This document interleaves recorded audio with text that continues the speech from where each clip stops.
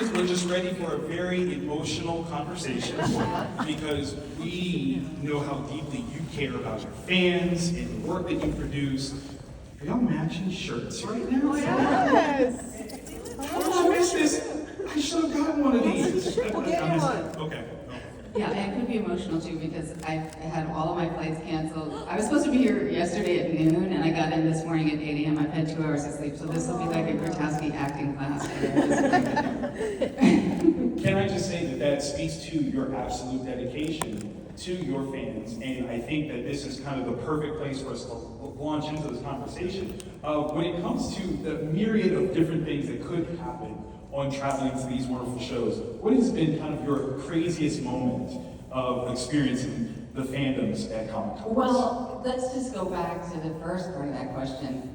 When the flight was canceled, I had several people say, you know, it would be okay if you canceled because everybody would understand. I was like, oh, no, you don't understand. Like, Boston's really important. There's going to be all these people here who have been looking forward to this. That's right. I cannot, even if I show up with 2 hours of sleep, I'm here and I'm here for my fans because I know. Yes. Because they're amazing. It's just an amazing group, and I just feel so fortunate to have people appreciate the work and appreciate, you know, what I've been trying to do as an actor. And as far as experiences on the way here, I have this today was like this the was the one. craziest. Okay. Where it's like, oh, that's canceled. Oh, that's delayed. Oh, it's delayed again. Oh, yeah, I won't make that connection. But I'm gonna get there. I don't care. Like, I'm gonna figure it out. Alaska Airlines, we're gonna do it. We're gonna do it. For all of you, she did this. So, thank you so very much. And I hope I'm not being too forward in saying just 2 hours of sleep, your shine has not held at all. You are fabulous. You're so sweet. No, it's so true. Thank you. So true. Okay, so really jumping into things, obviously we could start in the 80s with Flashdance, which is an absolute classic. But I think it's really important to understand that you, as a storyteller, start somewhere else. Like, you have this understanding of how you are communicating ideas to the world that's not just about acting. I gotta know, where did that start? Where did you find the love of storytelling? Gosh, that's interesting. I think probably started with my mom. Okay.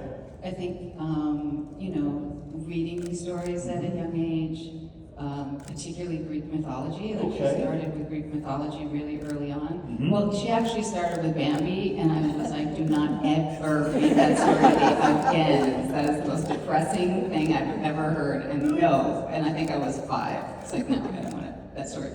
But I would always ask her to put me in the story. Like, I want to, you know, be in the story. Okay. So she'd have to make up another character for me to be in the story. And I think also, like, I think meditating helps you understand that these ideas come, these archetypes come from this other place that we all share, this consciousness or unconsciousness that we all share, and communicating that and sharing that with everyone sort of, I don't know, I think it brings us together in a really special way. I think And I that think, yeah, Star Wars certainly does that. I mean, that is for sure. Make some noise for Star Wars. What I find so interesting about that, though, is your desire to be put into the story. It's kind of like an early format of your acting. Like, it's kind of you being placed in a piece and kind of seeing yourself in it. Is that kind of where you might mark the foundation of your acting interest? Yeah, I think so, and I think maybe the foundation of the acting interest is, it's also a search for agency in a way. Like, if you want to be in the story, then you want to have some agency, Yes. and you also want to have experience. Like, I want to have a more experience Right. in my life. You know. I'm taken aback by this one. I wasn't expecting an answer, and it's so perfect because it just kind of paints this wonderful picture of you. So growing up, South Side of Chicago is a place that now we don't necessarily think of as the highest caliber of locations. Is it kind of an environmental thing where this was an escape at all? Oh no. Okay. We had all kinds of amazing people that lived in our neighborhood, and I mean, the Black Panther Come on now. headquarters Celebrate wasn't far from the house, Mhm. and Mahalia Jackson, I think, Yes, lived in yes. our neighborhood, and like it wasn't like, you know, there was no like sense of fear. Like I was walking around by myself at like 6, 7 years old in the neighborhood, as were my brothers. Right.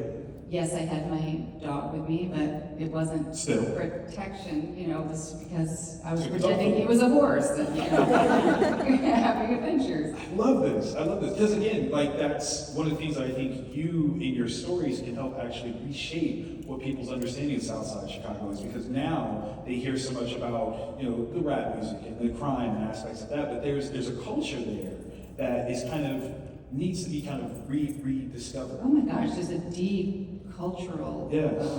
history and experience there, and you know, and pop culture will tell you otherwise. Of course. But I, you know, was growing up there in the 60s, 70s, and by the time I did Chicago Code, you know, I was doing ride-alongs with the cops. You know, they have you. You sign like this crazy piece of paper where it says if you die, it's not their fault. Wow. And they give you a Kevlar vest, and so we were going to all different places in the city and seeing all sorts of crazy things, including, gosh, we could be here all day, including this one incident where this guy had been shot and the cops were looking for the shells of the bullets to try to figure out, you know, the crime scene, and you know, in my neighborhood. And Chloe Bennett and I actually share this memory because she's from Chicago too. In my neighborhood, at New Year's Eve, like people would go out with their guns and they shoot off their guns. And so in Chicago, like it's generally like a foot of snow or something. So our fun thing, you know, as kids on January 1st was to go out with a paper bag and try to find all the shells. Wow. Well, that actually was really fun. So, cut to the crime scene, and the cops are looking for the shells. I'm like, well, I know how to do that. I've got that skill set. So I got to work on the crime scene, and I got written up in the, you know, report and everything. My mom was really proud that I made the report because I found some shells. Because it's like, you know, if you've been on enough Easter egg hunts, you know where to look for the eggs. That's right. So anyway, what the hell was I talking That's a about? great story. But what was I talking about? Wait, Oh yeah, so we were talking about Chicago Code. Yes, yes. And the neighborhood. Okay, okay. So then they say, you know, is there somewhere in the city you'd like to go, like for a ride along? And I said, yeah, I want to go down to the south side. And they're like, we're on the south side. And I told them, and they said, oh no, we don't go down there. That's the Wild Hundreds. We don't go down there. And I said, well, I signed a piece of paper. I got a Kevlar vest. And they're like, we don't go down there. And I just thought, that's really sad, because my mom and I went, I was like, let's go look at the old neighborhood. And so we went and knocked on the front door, and this guy answers the door, and it's all dark in there, and I realized there's a lot of people living in there. Okay. And I went, oh, there was like a little red light that went, preserve childhood memories, preserve childhood memories. And so we turned around and left. And we said thank you, and you know, that, but he was very sweet. He was like, gonna give us all a tour and everything. That's amazing. Yeah, sorry to just No. That is literally why we're here, to hear those things from you. I love that you went back to look at where you came from, because I think that's one of those things that helps you truly appreciate where you are now. Call that a meditative sort of, you know, ideology. But going back to Flashdance, you got this role while you were in school. How does that kind of play out for you as a student who's getting ready to embark on this crazy career of entertainment? Was it something that you had to struggle with kind of maintaining your calm, or was it just an opportunity? It wasn't even an opportunity, it was just an experience. Like, it was an experience, and I had no thought like, oh, now I'm an actor and I'm gonna be an actor for the rest of my life. It's like, oh, this opportunity has availed itself. And before I accepted the part, I went to my dean and asked, you know, can I take off the fall term and come back? And he said, absolutely. He said, people take terms off all the time, whether to write a novel or do whatever experiments they're doing, or, you know. And so I went, I did the film, and I just came back and went to school. And that was not hard because I was never somebody who was chasing that thing Sure. is, you know. But in terms of other people's recognition of you, did that affect your collegiate experience at all? It didn't when I came back because the film hadn't come out, so people didn't know. Right. And I had made a bunch of friends like the first week I was there, and so not so much. That's Yeah. It's kind of a wonderful thing too, because it allows for you to kind of live in both worlds seamlessly. Do you think that that would have changed if maybe the movie had come out a little earlier? Would that have changed your experience at college? I don't know, maybe, but Jodie Foster was there already, so it was like it's like done. It's already been done. Nobody cares. And also, people were working on such incredible things. Like, I was in a cohort of people who are writing novels and writing screenplays. I mean, everybody's mind was on fire, so it was nothing special. You were very special. Don't say. No, but the fact of doing a film, like now, I think it's different. Like people are laud fame in Sure. a different way. I think. No, maybe I'm wrong about No, that, no. but I just, or maybe I just live under a rock. That's also true. So I don't know. You're just ultimately grounded in such a way that you're not necessarily pressed by some of the experiences that others would be eclipsed by. But I think there's something magical about you in that regard. Because again, when other people would have been chasing fame, you decided to go back to school. And I have to know, like, what was it that was so intrinsically important to you about education that you could look at this opportunity of fame and go, not yet? Well, I mean, I just want to explore my mind at any given time, and I love learning. I'm like one of those weird people that love those blue book tests. Like, I love that blue book. Give it to me. I got my pen ready and my mind is on fire. Let me see how many ideas I can get out and make them coherent. Like, I love the blue book, and I loved being a student. So I was really excited to go back, and I was really proud to have gotten into Yale, so I was really wanting to go back. That's awesome. I think your love of learning plays out in all the things that you've done in your career, because there's always a sense of reinvention in a way. It's never that you've been pigeonholed into anything, but there's things that I think that you hold true for yourself that play out in your work. Your biracial heritage is another big one where, obviously in the L Word, you brought that to the forefront as part of your characterization. And I think you learning how to be these individual people is something kind of magical and speaks to that sense of learning that you have. Just out of curiosity, was there anyone in particular that you based any of these particular roles off of, that you were kind of, I learned this from this person and I want to exhibit that? Oh, that's so interesting. I love talking to you. You're so good. Isn't he amazing?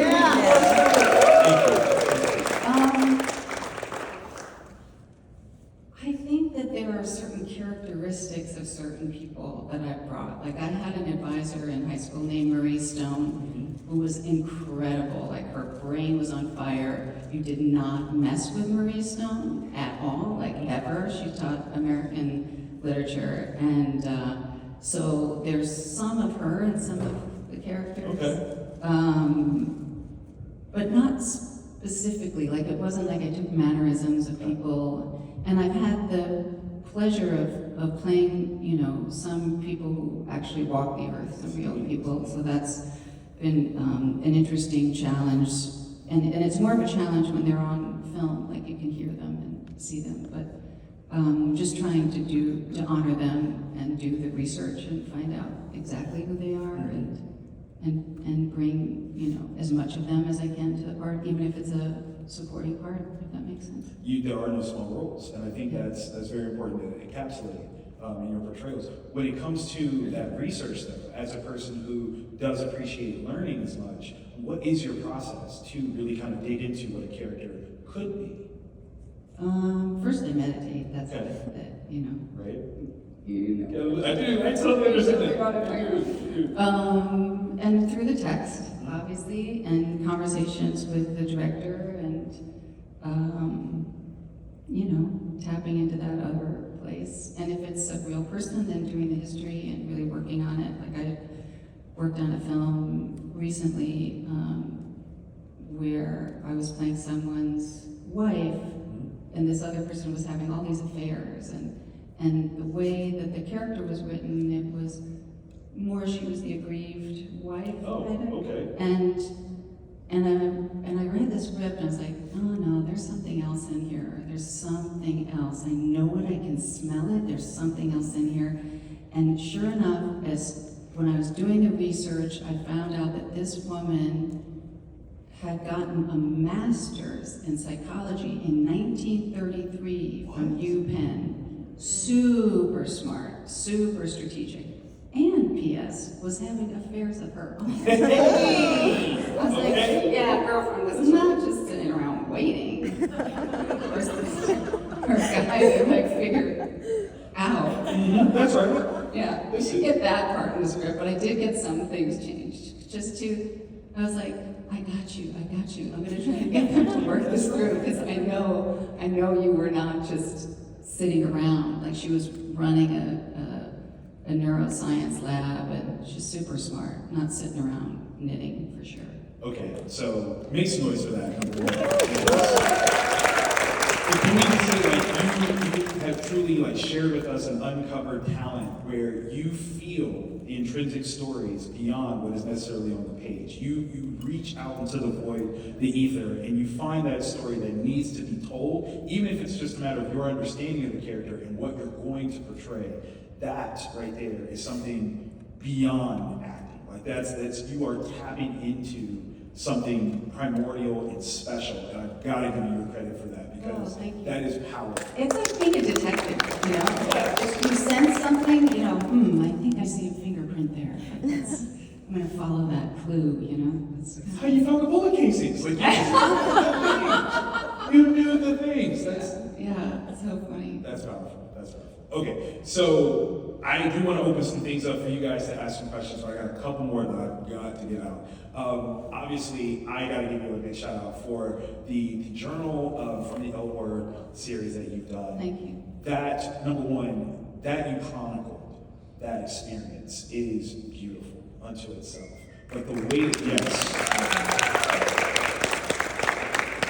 it's so ahead of its time that you did this. I mean, we are in an age now of social media where you capture every little thing, and you started this before that was as revolutionary of a concept, right? Like, you were just capturing what you thought were great stories, great moments, and doing it in a very tangible way. First, I gotta know, what was it about the camera that made you decide to do it that way? Well, I mean, I started photography with all analog cameras. That's the camera that I knew. When I also started the project, when we were shooting, it wasn't like we have these phones that we have now. Right. Those would have been some sorry-ass pictures. I couldn't take it with, like, actually, I don't even think I had a phone on it. Wow. I had a BlackBerry. Right. You know. It's classic. Katie Cook performed an intervention. And then she saw me at Kira's Fisher's birthday party, and she's like, what is that in your hand? We have got to remedy that, my friend. But again, I think I knew it was going to be really special experience, and I wanted to remember it. I had no notion of helping everybody else remember it. I just wanted to remember it, and I wanted. Sometimes I use the camera too to process how I feel. Like, it's, like when 9/11 happened, I had to photograph. I had to, like, obsessively photograph. And I realized that sometimes how I come to know more deeply how I feel. Of course. And I think it also helps me contextualize the feelings. But then I was going to just do it as a cast and crew present. Wow. And then Kate and Leisha took me to a L Word fan expo kind of thing in the UK, and it became clear how interested the fans were in everything. Right. And so I thought, oh, they might like this. So I did. That's when I decided to do interviews. And what's fun is that the interviews were done right after we finished filming, and I think it's 2010. And so the memories are fresh. Right. And also, they're pretty unfiltered, because it's also pre-super social media, pre-cancellation, and I had them approve of all the photos and the interviews and stuff, and then made it available later for the fans. We thoroughly appreciate that availability. How many of you guys have gotten this book yet? That's what I'm talking about. That's what I'm talking about. Yeah, there's a luxury edition out now. Oh. The publishers put out this, this snazzy one where you have it's like in a case and it's got like really these pink metallic sheets on the side and I think it's bigger. I mean, It's really pretty. I think that's a brilliant thing. I also think that what needs to also happen is there needs to be a gallery exhibition that Beth is the one who actually of the photo. Am I right? Yes! I think that's super meta. I think that would be That is really a funny idea. I don't know, you have to come to the opening. done and done. Absolutely. But out of that particular book, was there any particular intrigue that is one of your standout favorites? It changes all the time. Nothing wrong with that. Yeah, it changes. Yeah. Yeah. Yeah, it just changes. I think that speaks to the brilliance of you. You are unconstrained by any one particular set of time. You capture moments, but you're not defined by those moments. You allow those things to kind of have their different meanings when you have or when you need them to. And that is a level of freedom and brilliance that, again, permeates in so much of what you do. You're so kind. It's so true. It's so true. You know what's interesting that you say that? And I was in this class, this acting class just the other day, and I was working on this monologue, and it was like a breath work and more like breath and voice work. And so it wasn't like, okay, we're going to structure the monologue exactly how you would perform it. You know, it's working on the breath through the monologue. And the instructor was talking about how you just bring wherever you are right now to the piece. Wow. And it was so fascinating. It's like what you were just talking about, like wherever you are now is how this thing is affecting you. And it was so fun. It was like this crazy, I don't surf, but I imagine it's like the surf of this really wild wave. Can I just say that you being in an acting class now just again reiterates how amazing you are, that you still try to tap into that learning space of this craft, that you are definitely a master. Like I just want you to know. No, not a master, no, never. What your master Always- said, right? Always a student. See, that's what a master would say. That's exactly what a master would say. Right? Thanks, you know. Speaking of masters, such a perfect sort of segue. The idea of you joining the Star Wars franchise, was that ever something that you had wanted to do, or this was just another Oh my great God, I never opportunity? even dreamt that it was possible. I never dreamt it was possible. And when I got that phone call inviting me, I just was ecstatic. I was ecstatic and shaking kind of too, because I was like scared. I was like, oh my God, don't fuck this up. Never. It was really No fun. doubts. And they're just delicious. Dave Blunt, John Favreau, Tim was amazing. I mean, it's great. Absolutely. The makeup process, the prosthetics that you had to wear, was that something that you ever regretted during the process of making? Let me just tell you, Yes. the hair and makeup for Garza Flip was probably half the time the hair and makeup for Beth Porter. 100%. They had this thing down to such a science. Like, they made the Leiku and balanced them perfectly on my head. Like I had a couple of different fittings, Right. and they were ergonomically, placed them, measured, and put on my head. And then the makeup artist designed stencils for the makeup, so he knew exactly where everything was every day. It was exactly the same if you wanted it to be the same. And so it took no time at all. It was fascinating to me. I was like, how did you just do that? Like, I have no time in hair and makeup. That's brilliant. That's You don't absolutely need brilliant. it anyway. Thank you. Big truth, big truth. I do want to open things up for you guys. There's a microphone right over here. Feel free to line up. Get ready to ask some questions.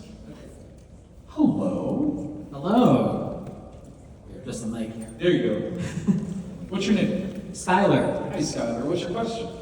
my question is about Flashdance, because that was really the first movie to embrace the power of music videos and MTV as a promotional outlet. And so I was wondering, and I would argue the Flashdance videos made you just as visible on MTV as Michael Jackson or Prince or David Bowie. And I was just wondering, like, when did you first find out about music videos and MTV? Was it before or after Flashdance? And what was it like navigating that new kind of fame where you're recognized as much for music videos as for feature film? You know, I wasn't aware enough to think that way. Even I'm pretty sure I had seen music videos before.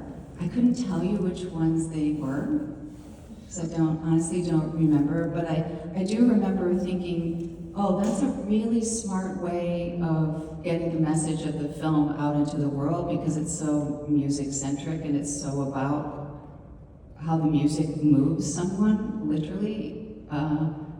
But I didn't, honestly, I didn't really even think about it. Okay. But I was, just fun fact, like, Michael Jackson had asked me to be in the Thriller video, but I was in finals or something, so. That would have been legendary. Wait a minute. There was a really legendary dinner with him and Liza Minnelli. That was pretty great. Thank you so much. Yeah, thank you. Thank you. No, hold on now, hold on. You can't just say for now. You're telling me that somewhere in the multiverse, there's a version of Thriller that you are in. Like you're the love interest? Yeah, but it's not as good because it's the person who did it was supposed to do it. I mean, she was fantastic. Yeah. But I kind of want to go to there. Go there, but I think you leave it alone because she was supposed to do it. It's like Pretty in Pink. Molly Ringwald was supposed to do Pretty in Pink. I was not supposed to do Pretty in Pink. This is why you are the most gracious, grounded person. Like you are a saint. It's just quantum physics. It's physics. Physics of it. The multiverse gives us another look. I love that. No, that's amazing. Hello. Hello, Jennifer. Hello. My mother was born in Chicago too, along with my aunt and uncle. What part of town? I'm forgetting. It's outside of. It was outside of Chicago. Okay. So, but I don't think it's the south side. But anyway, I would say is that I love your work and stuff, and I'm trying to decide which question I should do. The Devil in the Blue Dress or Flashdance. I don't know. Do Devil in the Dress, because nobody's done that yet. I want to do something out of actually left field and stuff like that. If you know anime, what is your favorite anime? Oh wow. Oh, Okay. I don't know anime, and I want to know anime because I know that in anime, like the whole outsider ethos is really important. Yes, indeed. And I really want to introduce anime into Run Amok, which is this new company that Eileen Chaikin, Pam Druckerman, and I have founded, to continue telling stories in all genres and all kinds of medias. And anime is, I think, what I know of it, really, really interesting to me. And what is your suggestion? Where do I begin? Let's see. There is a lot. There he is. I know. I would say. Baby steps. We were talking about One Piece. That's not a but baby step, Pete. I know. That's maybe too much for Jennifer. It's like 1,000 episodes. Okay, Rurouni Kenshin. Okay, all right. That's one. Say that again? Rurouni Kenshin. Yes. And that's one. Or if you like sci-fi westerns, Cowboy Bebop or Trigun. So those are actually good ones. And I was about to say for if you have kids, I think you do have kids, like Pokemon or something like that. That's a classic. That's a classic. I don't know if do you have a favorite Pokemon, Jennifer? No, I don't know Pokemon. Oh, God. I know people are horrified. People are like, how do you not know Pokemon? There's even a whole Reddit channel of people trying to assign possible Pokemon to you. Like, oh, she would be a great Pikachu. I don't know. I think that it's gonna be crazy. That's a good one. Thank you so much. Thank you. Hello. Hi, Jennifer. I'm Vanessa. I'm so glad you could make it. Secondly, I'd like to ask you, if you were not in acting, what career path or what creative path would you have taken at Willow? Great question. I think I would love to be a photojournalist. It'd be really amazing to travel the world and and photograph events and people, and I would love that. Thank you. And writing, I think I'd love to write too. All of which you still do. Shush. I mean, I'm just saying. I love it. I love it. Thank you. Thank you. Hello. Hello. Hi. Hi. The making of Flashdance, or the story behind the making of Flashdance, is like just as epic as the movie itself. And I was wondering, how much did the script change from when you first received it to the finished product? That's so interesting. I would have to go back and look, because it's obviously been so long that I don't completely remember. I know that the original character was named Raven. Oh, wow. And Adrian Lyne asked me to name the character. He said, "What would you like to name the character?" And I always loved the name Alexander, and so I named her Alexandra, so Alex. And I like that it was a female name and a male name. Like there was something interesting about that to me. Yeah. Wonderful. Thank you so much. Thank Thank you. you. Hello. Do you need help? Yeah, feel free. Yeah, move that down. Absolutely. This is your microphone. Hi, how you doing? Good, thank you. How are you? I'm good. If you could revisit any role in your career and either change something or do something extra with it, what would it be and why? Well, I would like to go back to Margot Taft and just continue. Yeah, she was amazing. Yeah, She was so amazing. and Billy Ray wanted to do the same. Like he had started, and he was so sweet. Like he knew how much I missed her, so he sent me an extra monologue that he had written that didn't make it to the show. Yeah. And also, what was it, and speaking of Margot Taft, what was it like working with Kelsey Grammer, with Matt Bomer and Heavenly Collins? Heaven on heaven. So amazing, right? So sweet and so just really unbelievably generous. Like both Kelsey and Matt are so unbelievably generous. I just loved it every single day. Like that's why I want to, if we're gonna do the quantum universe thing, I mean, Exactly. absolutely. multiverse thing, Yes. I'll go Yeah. back and continue that show. Yeah, Continue so that. amazing. Thank you. Yeah, Thank you. Hello. Comment ça va? Ça va très bien, et toi? Très bien. First question. It's all right. So this company you have, are you going to be doing anything with like graphic novels? We could do, like if it's the right story. And we have a terrific person who's head of film and television. Her name is Rowan Riley, and she's got incredible taste and is very kind and just, going As far as on like putting games. out Say- art print? Like in terms of them producing graphic novels, or Like if you had a graphic novel and you were looking for a company to put it out there. Well, you mean if we found a graphic novel that existed already and then making a show out of it? Is that what you meant? That's what I thought you meant. right? No, actually putting the book out there. Oh, like to publishing. publish the book? Yes. Oh, No, I don't think we have any plans to do that just yet. okay. Okay. Give us a few years. What's the name of the company again? Run amok. That's all right. Recommendation, Bleach for anime. Okay. Oh, Bleach isn't bad. Bleach. Not bad. And just follow-up question, any future plans for anything like roles maybe in the MCU or like the DC universe? Are you looking to maybe step into I would all love that. Let's put that out into the Absolutely. world. that in the universe, the Yeah, multiverse? yeah, let's do it. All right, I'd like to see you in it. Thank you. Disney's listening. They hear us. They know. Hi there. I just want to say thank you very much. I was one of those people that were part of the huge L Word, group parties, and all our friends got together, and there's 6 of us in the family, so siblings that started to watch it because I loved it so much, and I have all the DVDs and everything. So you were a big part of that time, and it was so great and so much fun. So thank you for that. Oh, You thank did you. such a Thank great you for job. watching. So where would you like to travel? Like what's one of your best places to go? Oh, I really want to go to Bhutan. Even before Bhutan, I want to go to Ladakh. That's where I want to go. Okay. I want to go to Ladakh. That's awesome. Yeah. Thank you very much. Thank you. Appreciate it. Somewhat exotic. I like that. Yeah. I just am excited about that. I don't know when that's going to happen, but hopefully. We will manifest. Okay, what there's we do. another one. There it is. We're doing a lot of manifesting here at the other side of the 8-8 portal, That's the right. Lionsgate portal. I like it. Hello. Hi. Hello, how are you? So good. Sorry, that's loud. I'm asking this question for all my L-word stands who are here. Let's go. Obviously, we really want to see Bet and Tina again. So I'm asking if there's any update on the L-word coming back.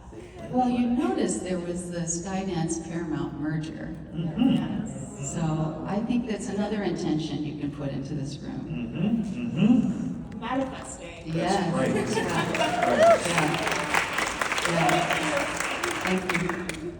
I'm just Moral support. That's necessary. Hello, Jennifer. Hello.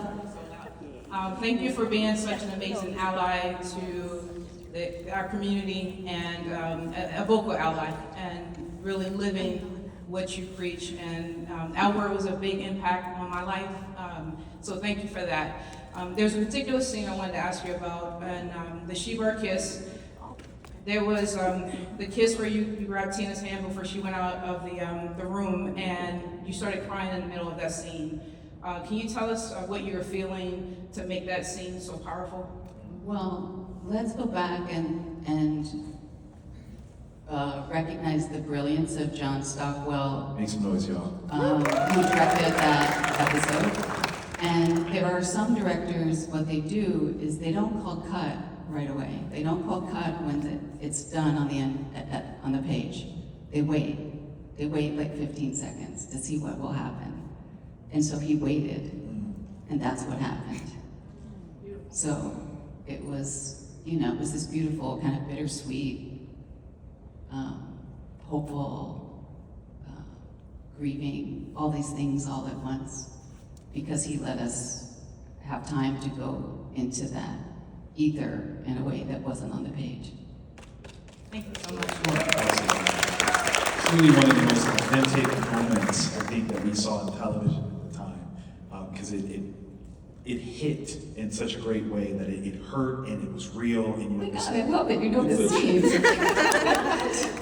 You surprise me all the time. Hello. Hi, Jennifer. Hello. I agree, I love that scene. I just also want to thank you for your brilliant contributions to our community and your impact for your portrayal of that quarter. I'm a second to that one. But I did want to ask you, how do you feel about Beth's character development from the first seasons to Generation Q? I feel like in Generation Q, there was sometimes like a disconnect at times. Like I felt like sometimes I was struggling to find her, and I couldn't tell if that was because of the time jump or if it was something intrinsic to the show itself. I couldn't figure that out. But hopefully, we'll have another continuation that perhaps will be more seamless. Right on, thank you.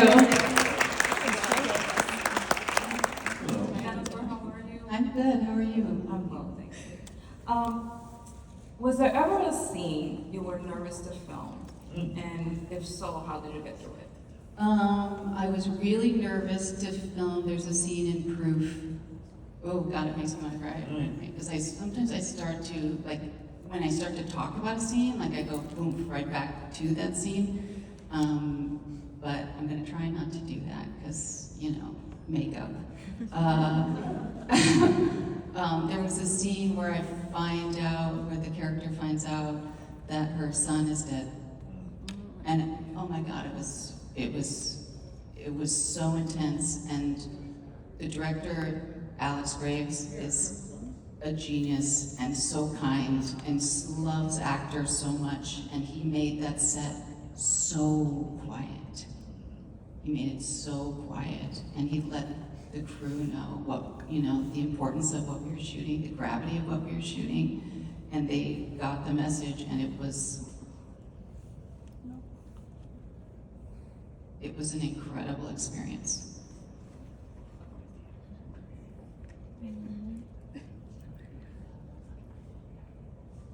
You know, I just to get back to that question, it's really interesting to me, like, and I think we talked about this last time, how acting came from, originally was a spiritual thing. Very much so. In the Greek tradition, right? And that moment felt like a sacred thing. He made it a sacred thing, and it was incredible. I'll never forget that experience. Make some noise for that, y'all.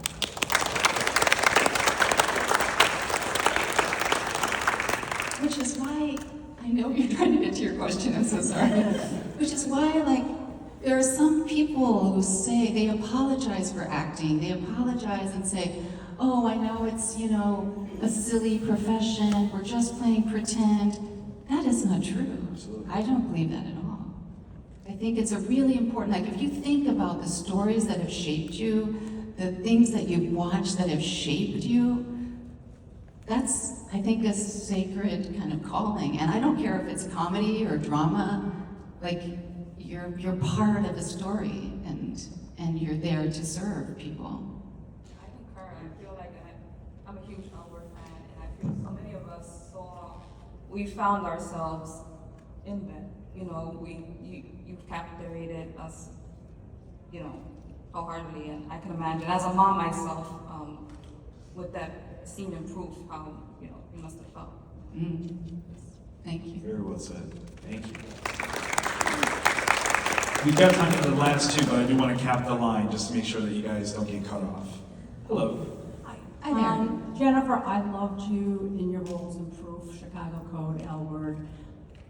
When you were in the role and doing what you did with Lauren, that was something that I think really had to come out.